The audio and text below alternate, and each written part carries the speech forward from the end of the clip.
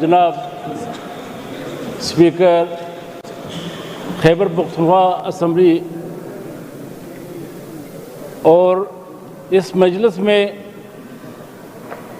موجود مختلف سیاسی جماعتوں کے اکابرین قائدین، یقیناً میں سب سے پہلے خیبر پختونخوا کے اسپیکر صاحب کی اس کاوش کو قدر کی نگاہ سے دیکھتے ہوئے ان کو مبارکباد پیش کروں گا کہ آج انہوں نے اس ریجن کے بہت ہی اہم مسئلے کی طرف انہوں نے ایک امن کانفرنس کا انعقاد کیا گیا اور سیاسی جماعتوں کے اکابرین یہ یقیناً ایک مثال پاکستان کے لیے، اس ریجن کے لیے قائم کیا کہ آج سیاسی فکر، سوچ اور خیالات مختلف ہونے کے باوجود انہوں نے پختونخوا صوبے کے امن کے حوالے سے اپنے تجاویز یہاں پیش کیے۔ میں یہی کہوں گا کہ میں بھی بحیثیت پختون یہ کہوں گا کہ پختونخوا سرزمین جو ہمیشہ دشمنوں نے جنگ مسلط کی، اس کی وجہ ہمارے بہت سارے سیاسی قائدین کے تقاریر سے واضح ہوئی کہ پختونخوا صوبہ اور بلوچستان کے لیے ہم نے جب یہ 75 سالوں پہ ایک نظر دوڑا ہے تو ہمارے اوپر جنگ اس لیے مسلط ہے کہ ہمارے وسائل ہمارے لیے یہ تمام جنگ کا وجہ بنی ہے۔ میں زیادہ تفصیل میں نہیں جاؤں گا، بس قسمتی سے یہاں میں اس بلوچستان کی سرزمین سے تعلق رکھتا ہوں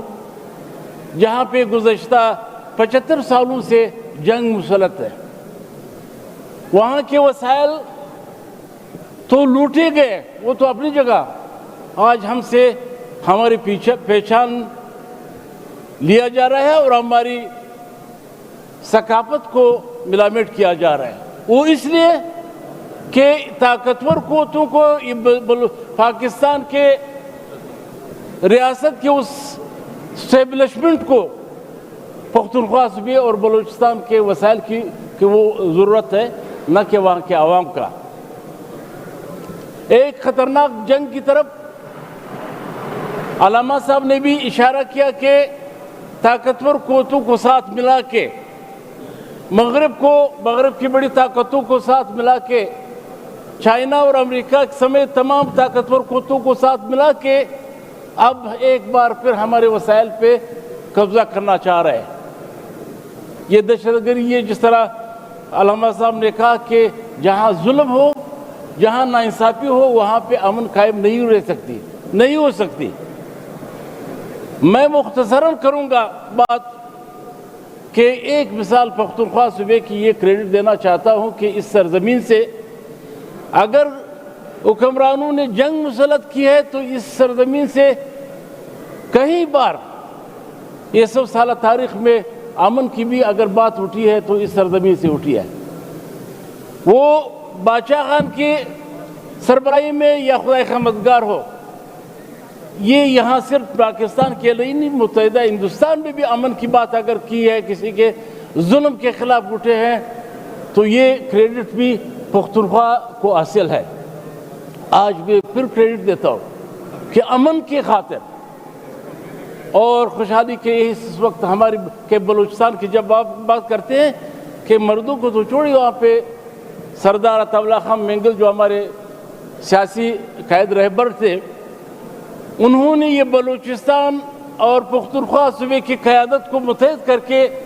انہوں نے ہمیشہ ظلم کے خلاف آواز بلند کیا اور ہماری پارٹی آج بھی اسی سوچ پہ قائم و دائم ہے۔ اور آپ تو ہماری صوبے میں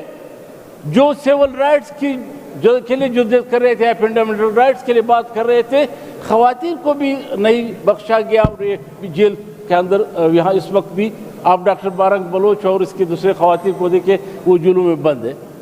تو میں مختصراً یہ کہوں گا کہ آپ کی اس کاوش کو مثال بننا چاہیے تمام، اگر پاکستان کے لیے نہیں بنتا کم از کم بلوچستان اور پختونخوا سرزمین، چونکہ یہ آگ اس دو سرزمین پہ لگی ہوئی ہے، اس کے لیے ایک مثال قائم ہونی چاہیے۔ اور میں اس شعر کے ساتھ، چونکہ وہ چٹان صاحب نے کہا کہ روایت یہاں پہ رہی ہے کہ اختتام ایک شعر پہ کرتے ہیں، میں یہاں سرزمین کے وہ شاعر اپنے احساسات جو اس شعر میں اس طرح کے حالات جب پیدا ہوتے ہیں اس میں یکجا کیے ہوتے ہیں، وہ کہتے ہیں پشتو میں ایک شعر ہے، وقتنا شنوی سدا سوال کی زمانہ، وقتنا شنوی سدا سوال کی زمانہ، دے دور د مغلتیا کې د پښتو ملګرستا د بعد زمانه چې پښتون چیړي اس نه دی دا ګوري چې په مړو یو کې سره بسرستا ستاسو ډیر مننه. ډیر مننه ترین صاحب، ډیر زبردست.